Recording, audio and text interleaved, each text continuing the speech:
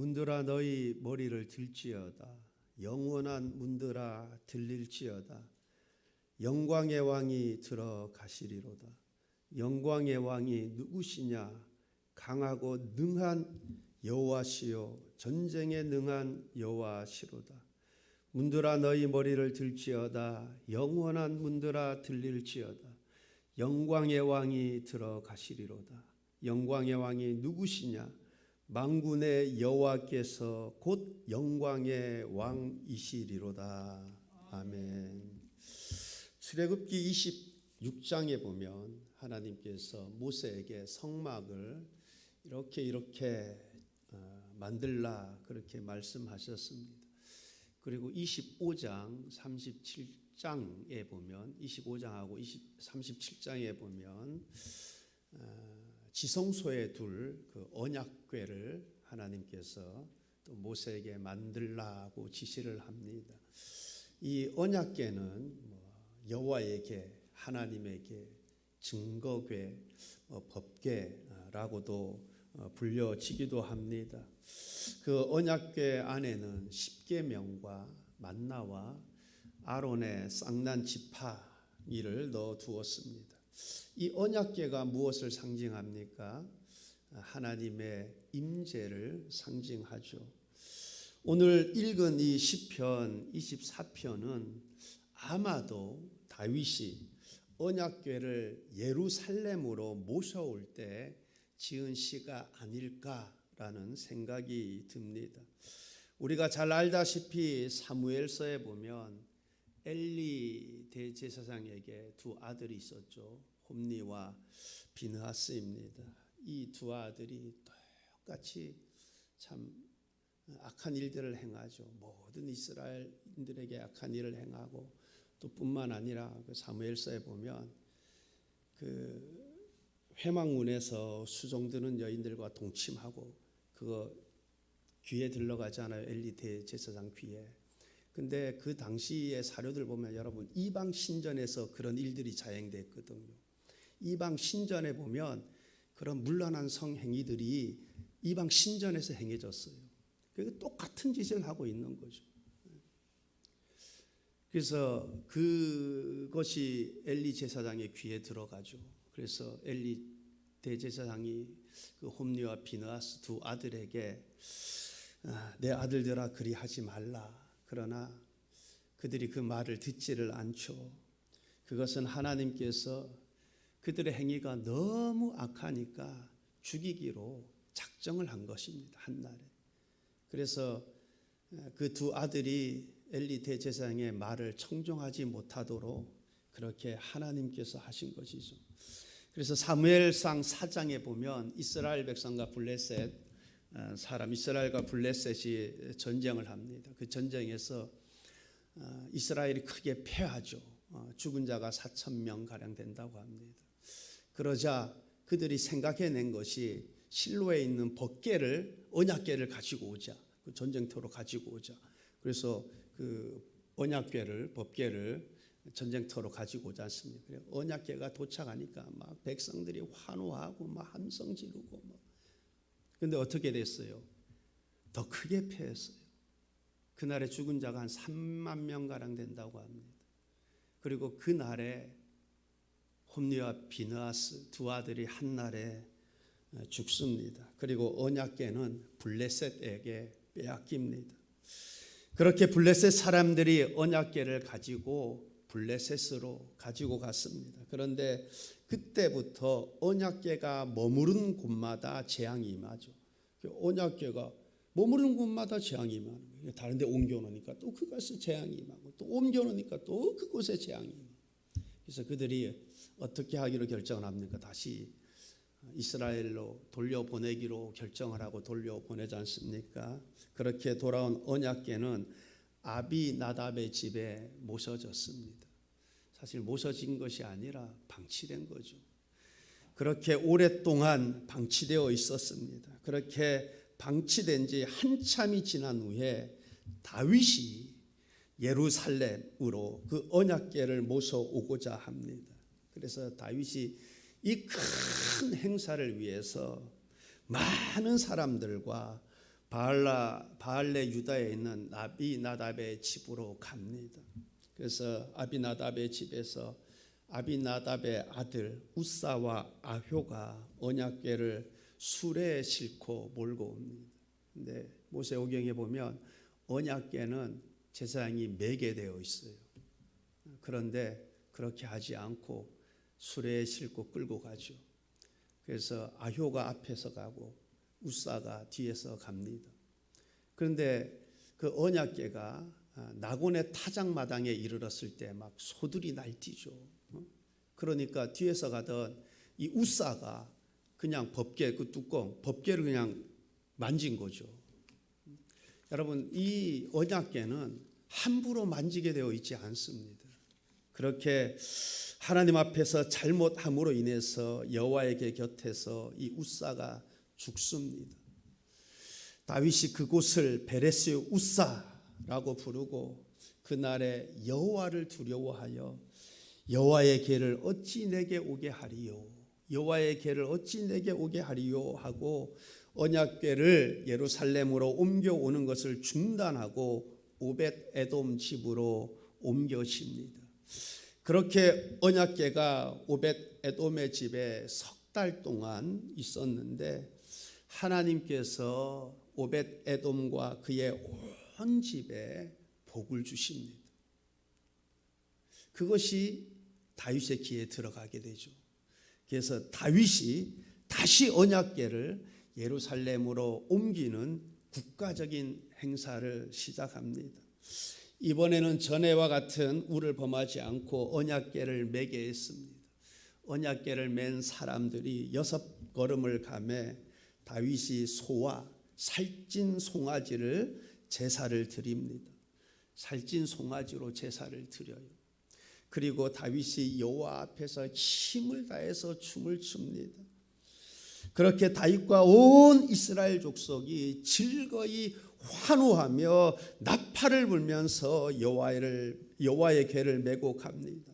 다윗은 너무너무 기뻐서 자신의 옷이 벗겨지는 줄도 모르고 춤을 추며 하나님을 찬양합니다. 그렇게 언약궤가 예루살렘 성으로 들어갑니다. 이 시편 24편이 다윗이 바로 이때 언약궤가 예루살렘으로 옮겨질 때 그렇게 언약궤를 모셔올 때 지은 시가 아닐까 생각이 듭니다. 여러분, 시편 24편 위에 표제를 보면 뭐라고 되어 있습니까? 누구의 시라고 되어 있습니까? 다윗의 시라고 되어 있죠. 아마도 다윗이 이때 지은 시가 아닐까 생각이 듭니다. 그렇게 언약궤를 예루살렘으로 모셔오면서 문들아 너희 머리를 들지어다, 영원한 문들아 들릴지어다, 큰 문들아 작은 문들아 그가 들어오실 수 있도록 활짝 열어젖혀라, 활짝 열어젖혀라. 그런데 지금 들어가시겠다라는 그분이 누구시냐, 영광의 왕이 누구시냐.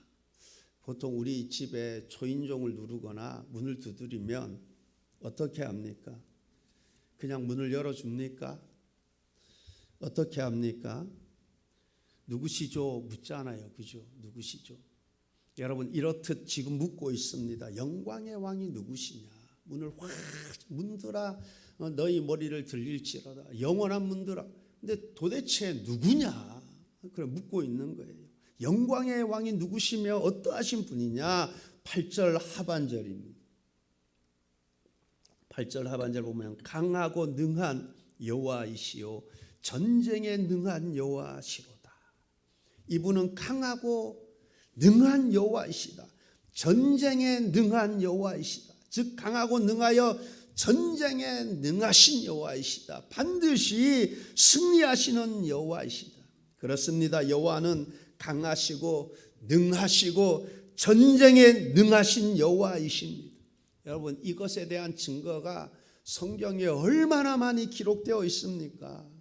한 번은 이스라엘 백성들이 출애굽하여 광야길에서 아말렉과 전쟁을 하게 됩니다. 그때 여호수아와 백성들이 아말렉과 나가서 싸우고, 모세는 아론과 훌과 함께 산 꼭대기에 올라가서 기도를 하죠. 그렇게 모세가 손을 들고 기도할 때 이스라엘이 아말렉과의 전쟁에서 큰 승리를 거둡니다.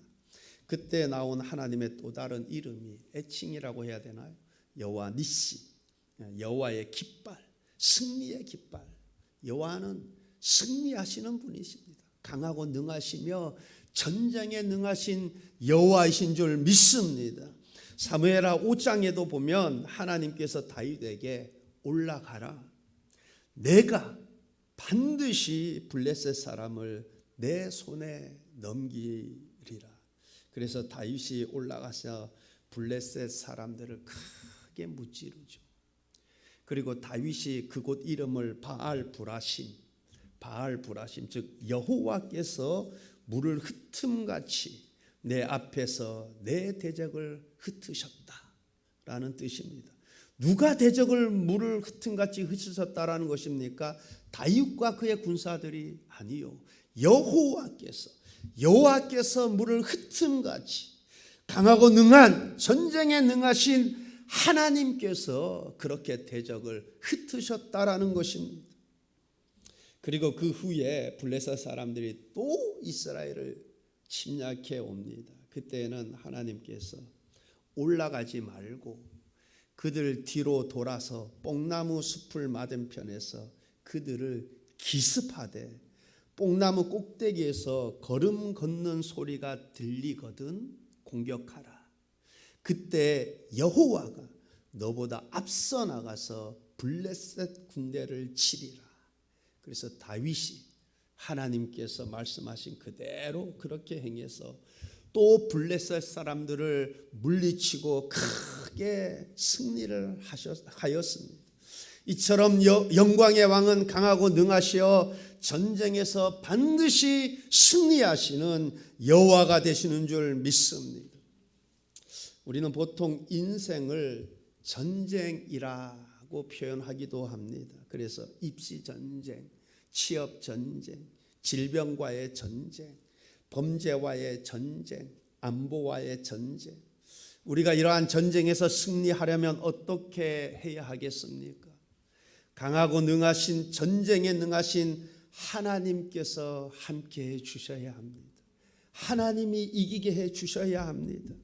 그렇게 하나님이 내 편이 되어 주셔서 나를 대신하여 싸워 주시면 언제나 승리하는 인생이 되는 것입니다.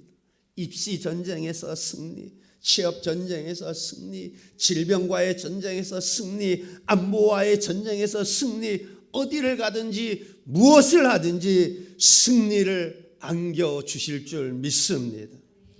그러므로 우리가 교만하여 절대로 나의 능력, 나의 힘, 나의 명철을 의지해서는 안 됩니다. 이기는 인생이 되기 위해서는 겸손해야 됩니다. 그래서 하나님이 나를 대신하여 싸우게 해 주셔야 하는 것입니다. 그래야 우리의 인생이 성공하는 인생, 열매 맺는 인생이 되는 것입니다.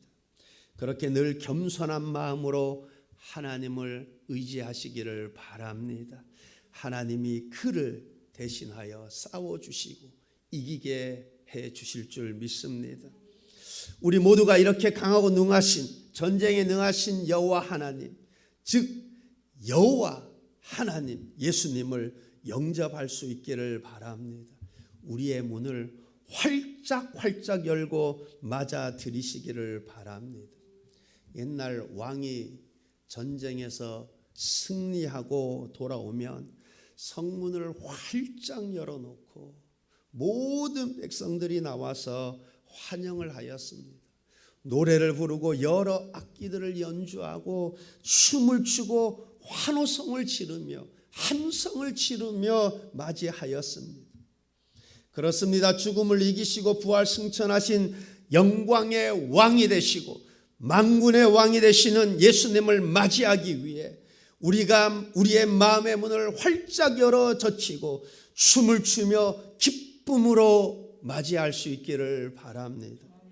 계시록 3장 20절입니다. 볼지어다 내가 문 밖에 서서 두드리노니 누구든지 내 음성을 듣고 문을 열면 내가 그에게로 들어가 그와 더불어 먹고 그는 나와 더불어 먹으리라. 볼지어다 내가 문 밖에 서서 두드리노니. 우리 모두가 예수님께서 기쁨으로 우리 모두에게 임하실 수 있도록 우리가 기쁜 마음으로 큰 문들 작은 문들 활짝 열어 젖히시기를 바랍니다. 하나님의 말씀이 우리의 영혼 가장 깊은 곳에 도달할 수 있도록 그렇게 우리의 마음을 활짝 열어 젖히시기를 바랍니다. 특별히 하나님을 경외하는 마음을 가지고 우리의 마음의 문을 여시기를 바랍니다. 그리하여 만왕의 왕이 되시고 만군의 주가 되시는 여호와가 우리의 심령 가운데 충만히 임하시도록 그렇게 하나님을 경외하는 마음으로 우리의 마음을 열어놓으시기를 바랍니다. 그리하면 그렇게 우리의 마음을 기쁨 가운데 열어놓으면 강하고 능하신 전쟁에 능하신 여호와 하나님이 우리 심령 가운데 충만하게 임하실 줄 믿습니다. 오늘 주의 영이 충만하게 임하는 축복이 있기를 바랍니다. 그렇다면 그렇게 경외함을 가지고 기쁨으로 만군의 주가 되시고 만왕의 왕이 되신 주님을 우리의 심령 가운데 모셨다면, 그리하여 그분과 늘 동행하는 삶을 살기 원한다면 우리가 어떠해야 하는가? 4절입니다. 4절 보면 곧 손이 깨끗하여 마음이 청결하며 뜻을 허탄한 데 두지 아니하며 거짓 맹세하지 아니하는 자로다. 곧 손이 깨끗하여, 손이 깨끗해야 합니다. 즉 세상과 육체의 더러운 것들로 얼룩져 있지 않아야 합니다. 모세 율법에 의하면 의식상으로 부정한 자들은 성산에 들어갈 수 없습니다. 이것은 우리에게 무엇을 가르쳐 주는 것입니까? 하나님과 교제를 갖고자 하는 모든 사람들은 정결한 행실을 가져야 함을 말씀해 주고 계시는 것입니다. 손이 깨끗해야 합니다. 우리가 기도에 손을 들 때에도 그 손이 순결한 손, 정결한 손이어야 합니다. 그렇지 않으면 마당만 밟을 뿐입니다. 크게 울부짖어도 헛고생만 하는 것입니다. 아니, 오히려 기도하지 않는 것이 낫습니다. 하나님께서 그러한 손을 들고 기도하는 자 역겹다고 말씀하십니다. 그러므로 하나님께 예배하는 자, 하나님께 기도하는 자, 하나님과 동행하기를 원하는 자 손이 깨끗해야 합니다. 정결한 손을 가져야 하는 것입니다. 그런데 그것이 그렇게 외적으로만이 아니라 내적으로도 깨끗해야 합니다. 그래서 4절에 보면 곧 손이 깨끗하여 마음이 청결하며, 마음이 청결해야 합니다. 마음이 깨끗해야 합니다. 마음이 거짓이 없어야 합니다.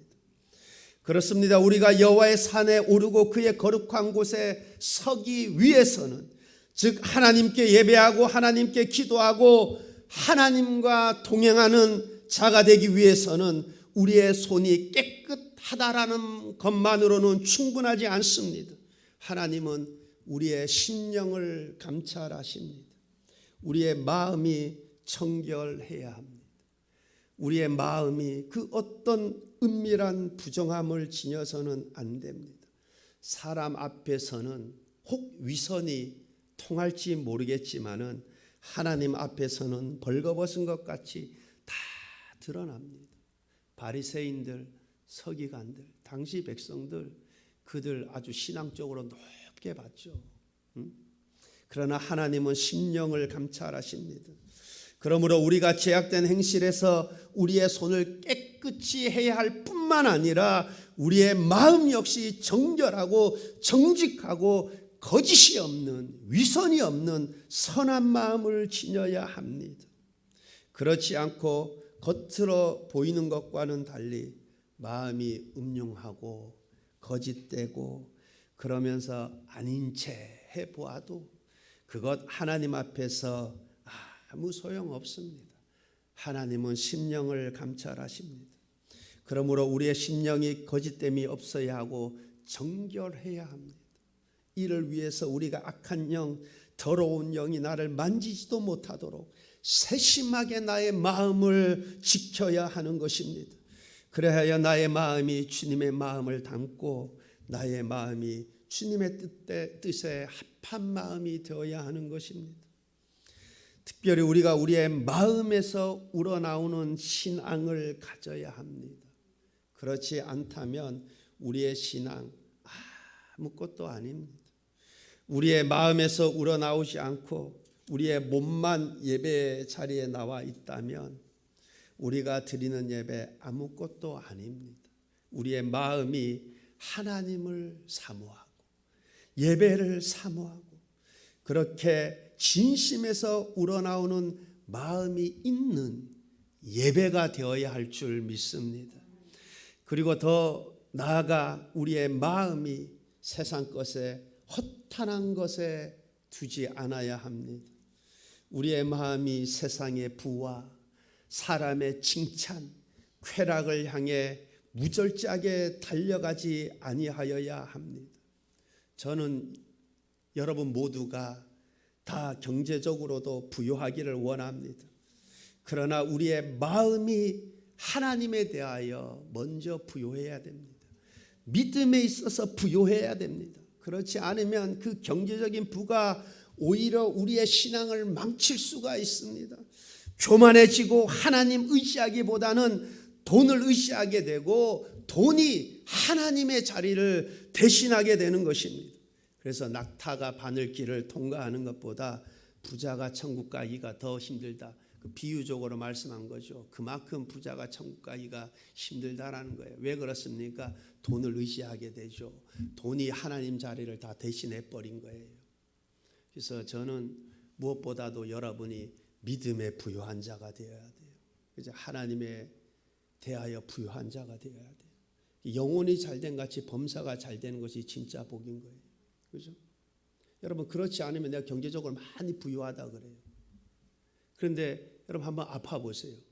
그 돈 많으면 여러분 맛있는 거 먹을 수 있나요? 입맛도 모르고 돈이 아무 소용. 여러분 내 밤마다 잠을 편히 못 자요. 여러분 그 많은 돈이 나를 편히 잠자게 할 수 있습니까? 그죠? 결국은 마지막 가서 주님 앞에 설 그날이 다가와서 죽음의 문턱 앞에 서가지고 후회하는 거예요. 왜 그 돈이 나에게 아무것도 해줄 수 있는 게 없어요. 그것이 나의 만족감을 가져다 주지도 못하는 거고 아무것도 아닌 거예요. 뒤늦게 땅을 치며 후회하고 통곡하는 인생이 되는 거예요. 여러분은 먼저 믿음에 부유한 자가 되시기를 바랍니다. 영혼이 잘됨 같이 범사가 잘 되시기를 바랍니다. 그러한 축복이 있게 되기를 바랍니다. 여러분 우리가 너무나 자연스럽게 쉽게 세상 것에 헛된 것에 마음을 두기 쉬운데 그러한 것들 우리를 만족하게 하지 못합니다. 그러므로 그러한 것들을 우리의 분깃으로 삼지 마시고 그것들을 따라가지 말고 하나님을 나의 분깃으로 삼고 사시기를 바랍니다. 뜻을 허탄한 데 두지 말고 우리의 중심은 언제나 그의 나라와 그의 영광을 위한 그러한 하나님의 뜻에 두시기를 바랍니다. 또한 어떠해야 합니까? 6절입니다. 6절 보면 이는 여호와를 찾는 족속이요 야곱의 하나님의 얼굴을 구하는 자로다. 여호와를 찾는 족속이요 야곱의 하나님의 얼굴을 구하는 자로다. 내가 하나님의 성산에 서고 거룩한 곳에 서는 자가 되기 위해서는 즉 우리가 하나님을 예배하고 하나님과 동행하는 자가 되기 위해서는 하나님을 찾는 하나님의 얼굴을 구하는 하나님의 백성이 되어야 합니다. 야곱이 약복강가에서 하나님과 승리하여 이스라엘이라는 별명을 얻게 되죠. 여러분 이렇듯 하나님의 백성들은 야곱처럼 하나님의 얼굴을 구하는 자들이 되어야 합니다. 하나님께서 가장 바라는 것 중에 하나가 무엇입니까? 저와 여러분, 하나님이 저와 여러분과 교통하는 것을 가장 하나님이 기뻐하시고 바랍니다. 그러면 우리가 어떻게 해야겠습니까? 기쁠 때나 슬플 때나 어려울 때나 힘들 때나 즐거울 때나 하나님의 얼굴을 구하는 거예요. 내가 즐겁습니까? 기쁩니까? 그때도 하나님의 얼굴 구하는 거예요. 하나님 정말 감사합니다. 내가 아무리 되돌아보고 또 생각해 보아도 다 이 모든 것이 하나님의 은혜입니다. 그렇게 하나님을 구하고 하나님과 교통하는 것, 하나님께서 기뻐하십니다. 여러분, 기쁘고 즐거울 때뿐만 아니라 어렵고 힘들 때에도 하나님 정말 나의 힘으로는 안 됩니다. 어떻게 해야 할지 모르겠습니다. 하나님께서 길을 열어주시고 하나님이 도와주옵소서. 그렇게 하나님을 구하는 것, 그거 하나님께서 참으로 기뻐하십니다. 그러므로 하나님의 백성들은 하나님을 찾고 하나님의 얼굴을 구하는 자가 되어야 합니다. 우리가 믿음으로 사는 사람들, 누구의 자손이라고 하죠? 아브라함의 자손이라고 그러죠. 믿음으로 사는 사람들을 믿음의 조상, 아브라함의 자손 후손이라고 말을 해요. 그렇다면 하나님의 얼굴을 찾는 사람들은 누구의 자손입니까? 영적으로 야곱의 자손이 되는 것입니다. 이는 야곱의 하나님을 구하는 자로다. 이처럼 믿음으로 사는 사람들, 모든 믿는 사람들은 영적으로 아브라함의 자손인 것처럼 하나님의 얼굴을 찾는 사람들, 하나님의 얼굴을 구하는 자들은 모두 영적으로 야곱의 자손들인 것입니다. 야곱이 약본가까에서 씨름하고 난 후에 그곳 이름을 브누엘이라고 짓죠. 브누엘은 하나님의 얼굴이에요. 하나님의 얼굴을 봤다는 거죠. 여러분, 구약 성경에 보면 이따금 하나님께서 사람의 모습으로 이렇게 나타나신 경우들이 있죠. 여러분, 우리가 죄인된 모습에서 하나님 영광의 하나님 볼 수가 없어요, 그죠? 하나님께서 인간의 모습으로 현현하신 거죠, 인간으로 보신 거죠. 보게 된 거, 만나게 된 거죠. 여러분, 이처럼 야곱처럼 하나님의 얼굴을 찾는 사람들, 하나님을 구하는 사람들은 하나님을 만나게 되는 은혜가 있게 될 줄 믿습니다. 성경 어디를 보아도 하나님 찾는 일, 그거 헛고생이다, 아무 소용이 없다고 말씀하신 곳이 없습니다. 하나님 찾는 일, 헛된 수고라고 말하는 곳 성경 어느 곳에도 없습니다. 반대로 나를 찾는 자가 나를 만나리로, 전심으로 나를 찾는 자가 나를 만나리라고 말씀하셨습니다. 그러므로 하나님의 얼굴을 찾는 자, 하나님을 구하는 자들마다 하나님을 만나는 축복이 있게 될 줄 믿습니다. 여러분, 만나지 못한 사람들은, 여러분, 야곱만 하나님 만났나요? 저도 하나님 만났는데, 그죠? 여러분도 하나님을 만났는데, 하나님을 알지 못하는 자들은 모르지만은, 여러분, 거듭난 자는 아는 거예요, 그죠? 여러분, 전심으로 하나님을 찾는 자들마다, 하나님의 얼굴을 구하는 자들마다 천지를 지으신 능하고 강하신 하나님을, 주님을, 주의 영을 만나는 축복이 있게 되는 줄 믿습니다. 그렇게 손이 깨끗하며 마음이 청결하며 뜻을 허탄한 데 두지 않고 기도하는 삶을 살면 5절입니다. 5절 보면 그는 여호와께 복을 받고 구원의 하나님께 의를 얻으리니, 그는 여호와께 복을 받고, 그는 하나님의 모든 은총의 열매들과 선물들을 받게 될 것입니다. 우리가 성경을 읽다 보면 이런 구절 많이 읽게 되죠. 하나님이 복을 주시매, 하나님이 복을 주심으로. 그렇습니다. 하나님은 복을 주실 수도 있고 복을 거두실 수도 있고, 하나님은 재앙을 주실 수도 있고 재앙을 그칠 수도 있고 생사복이 하나님의 손에 있습니다. 부와 귀가 하나님의 손에 있습니다. 그런데 복을 주시는 분은 하나님이시지만 우리가 복을 받을 만한 사람이 되어야 됩니다. 손을 깨끗이 하고 마음을 정결하게 하고 뜻을 허탄한 데 두지 아니하고. 오늘 말씀을 간단히 요약해 보자면 강하고 능하신 만왕의 왕이 되시는 예수님을 영접하기 위해 우리의 마음의 문을 활짝 열어 기쁨으로 영접하시기를 바랍니다. 그렇게 예수님을 영접한 우리의 삶 어떠해야 됩니까? 우리의 삶은 손이 깨끗해야 합니다. 마음이 청결해야 됩니다. 뜻을 허탄한 데 두지 않아야 합니다. 하나님을 찾고 하나님을 구하는 자가 되어야 합니다. 그리하면 하나님께서 우리 인생 가운데 복으로 함께 하실 줄 믿습니다. 우리를 의롭게 하실 줄 믿습니다. 하나님 우리 모두에게 구원의 하나님이 되실 줄 믿습니다. 그러므로 우리 수문교회 모든 성도님들 마음의 문을 활짝 열어서 우리 주님을 영접하시기를 바랍니다.